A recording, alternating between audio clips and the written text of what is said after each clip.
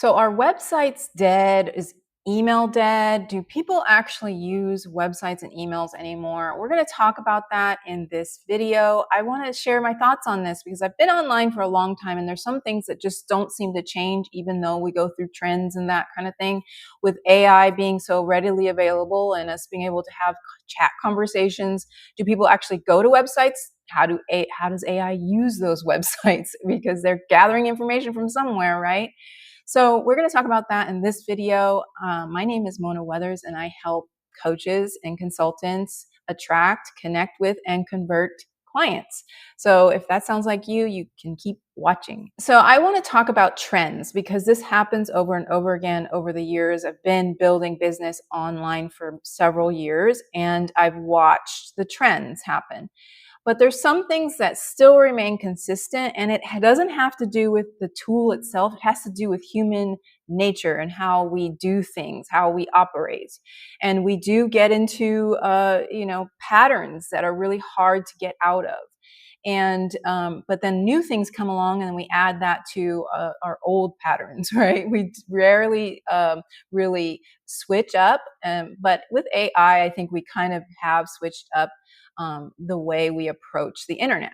It used to be that you went to Google and you searched for something and you would, how do I bake bread or how do I make sourdough bread?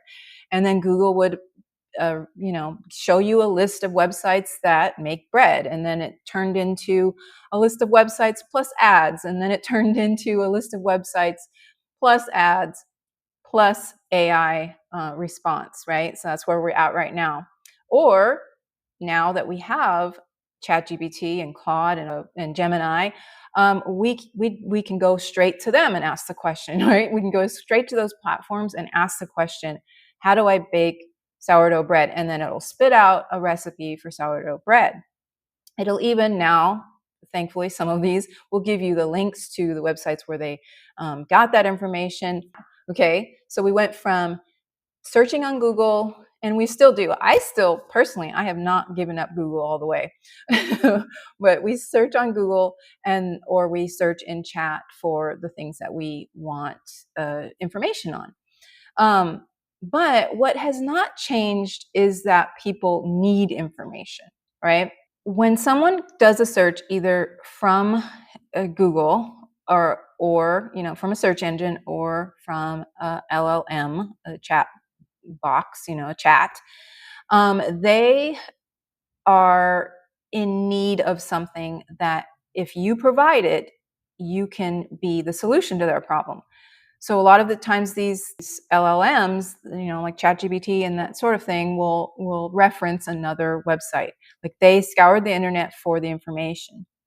You can show up as the answer to that information where they got that information from. So how do they find you? Through websites, through social media, through YouTube. That's how they find you.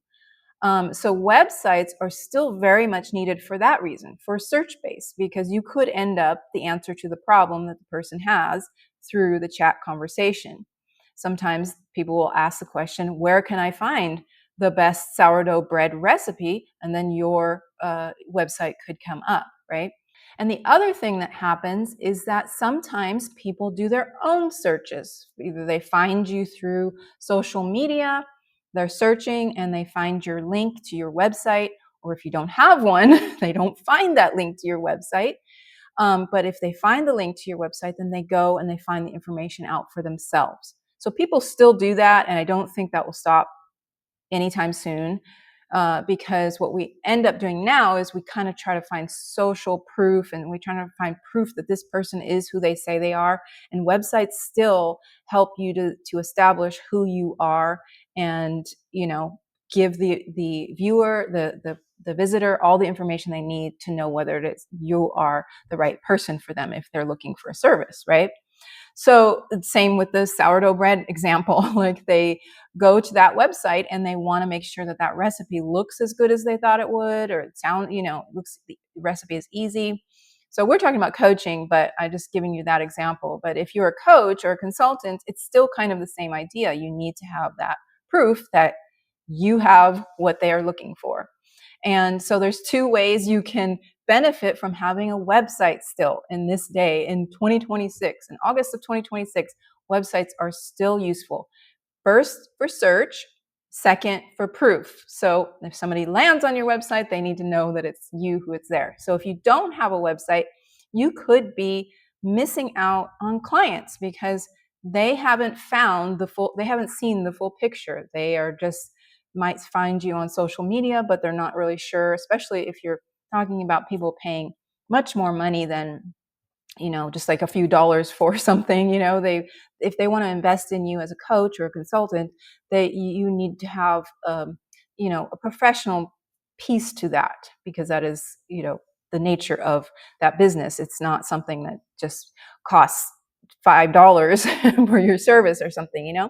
So how does email fit into this? So email is a direct line between you and your prospect, you and your lead, right? When somebody opts into your email through either a lead magnet, like a free thing that you have, like a free PDF, a free checklist, or a quiz or something like that, they opt in and then you exchange emails, or they just join your newsletter. There's a couple ways people get on your email list, or they join your community that takes an email that you can use as on your list. Once they do that, then you have a direct line to them, and it's pretty much the only way a direct communication, other than talking to them on the phone, which is another thing that lead magnets sometimes ask for phone numbers as well. But when you are trying to get a lead, you trying to get their email. So you're exchanging the email list for something. Sometimes either it's a newsletter or it's a freebie of some sort.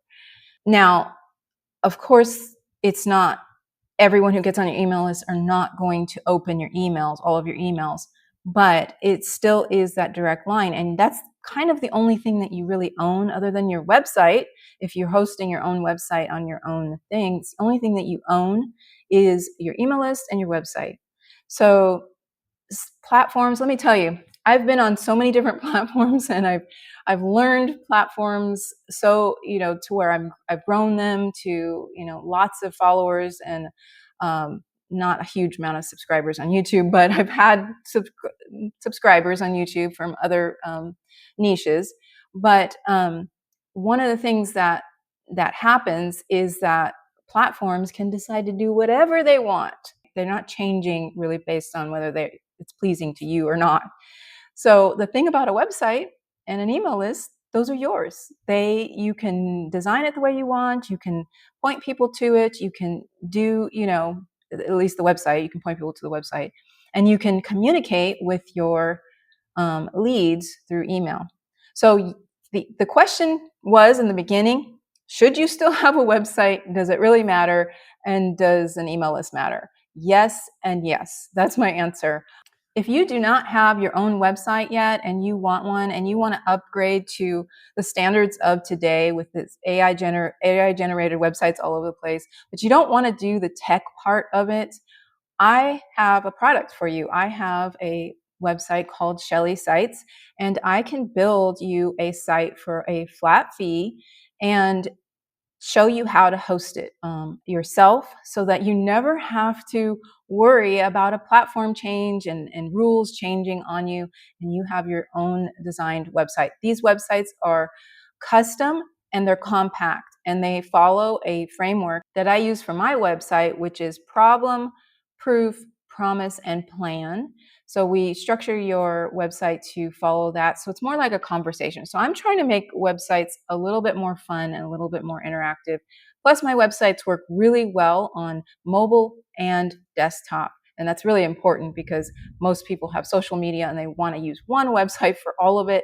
And this way you can with Shelly Sites. So if you want to know more about that, click the link in the description and you can buy your own Shelly site, or you can contact me if you need more information.